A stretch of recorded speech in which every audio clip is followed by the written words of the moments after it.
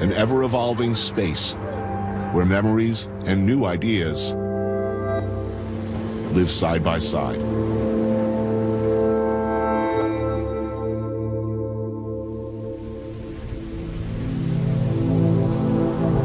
In between and after the wars, Berlin has always been a place where you find what you want, or what you think you need, what you can't get back home.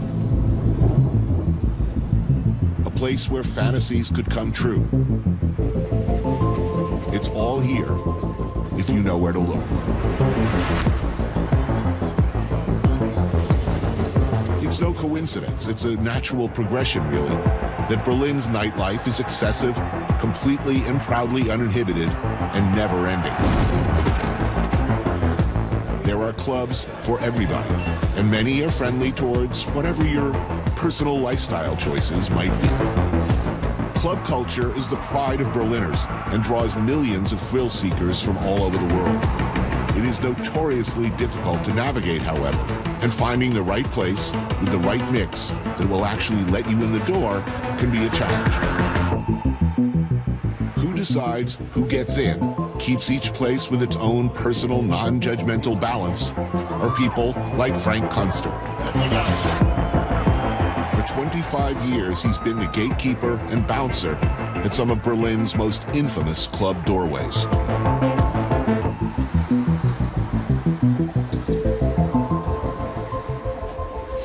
You were described as a legendary doorman. Yeah, maybe. Owner? The last 3 years I owned the bar. Right. A professional partier in Berlin. What time do they show up at the club? 6 in the morning. No way. Oh yes, of course. So wait a minute, you arrive at 6 a.m. And then the clubs, they go from Saturday evening to Monday morning without any break. So people go there normally Sunday morning, and then they dance Sunday whole day and whole night and go home Monday morning. Well, so you're talking 24 hours. You know, 36 hours, no 36 problem. hours. What are you doing for 36 hours in a club? Dancing, talking, chilling, hugging, whatever. I don't want to do any of those things for 36 hours personally. I mean. Danke. Also ich wollte aber egal. Lass erstmal stehen. Ja, lass erst mal stehen. Besteck, ja. I have to begin, sir. Oh, beautiful. As a large man with a physically challenging job, Frank likes meat, as I do.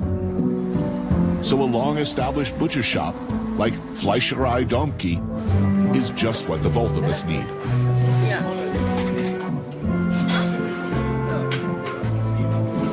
Pork schnitzel with murky, delicious brown gravy, and boulette, which I gather is German for meatballs, is the kind of working-class food one wants and needs. So, what attracted you to this business? And the night had always I always was attracted to the night. I think people in the night, when they are on alcohol or on drugs, open their mind. It's also because it's dark, they are more free in their mind. And I found that interesting. Berlin is world famous for its club scene. Why here?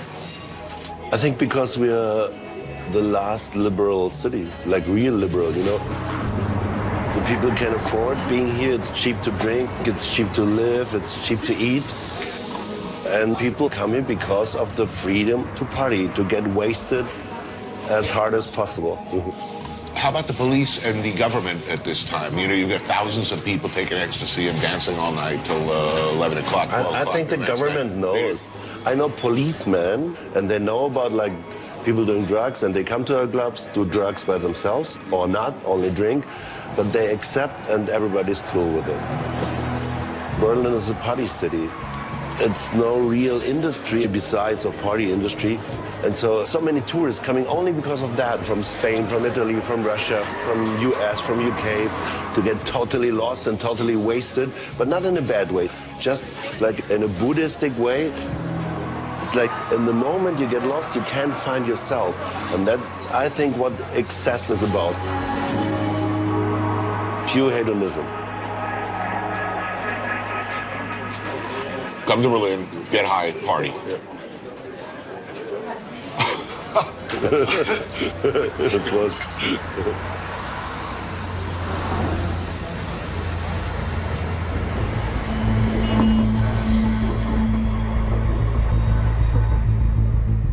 The Wall. An absurd, tragic, almost metaphoric, but all too real expression of humanity's failure and depravity. A 96-mile stretch of concrete and razor wire cut Berlin into an island of capitalistic West and gray, soul-crushing, repressive communist East.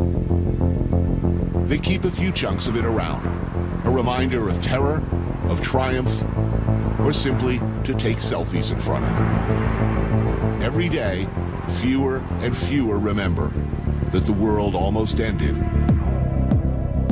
right here.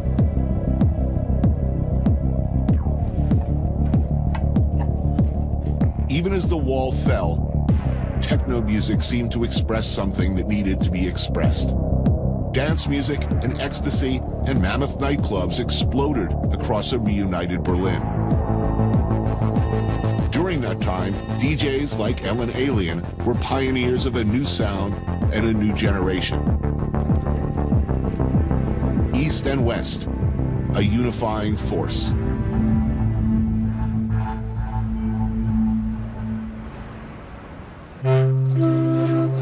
Sausage is my favorite food. As a German, you need sausage. Yeah, it's good. Very good with the apple and salbei, I think. Lunch at Michelberger, a joint on Friedrichshain.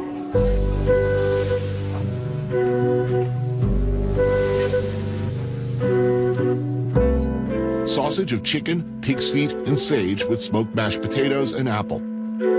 Beef shoulder, braised and served with root vegetables, potatoes, horseradish, and God help me, kale. When did the wall come down? That was, what year? 89. 89. So everything started in 89.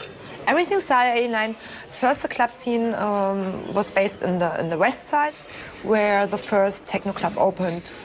Wall came down, and then everything moved to the east because there was space, a lot of industrial places, and music was a meeting point of the east and west, and a meeting point of young people trying to move together.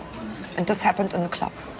When the wall came down, it was our music to come together, so it's very deeply in our blood. Right. That's why it's so strong for me, still being a DJ, because this time was a very strong impact for my soul.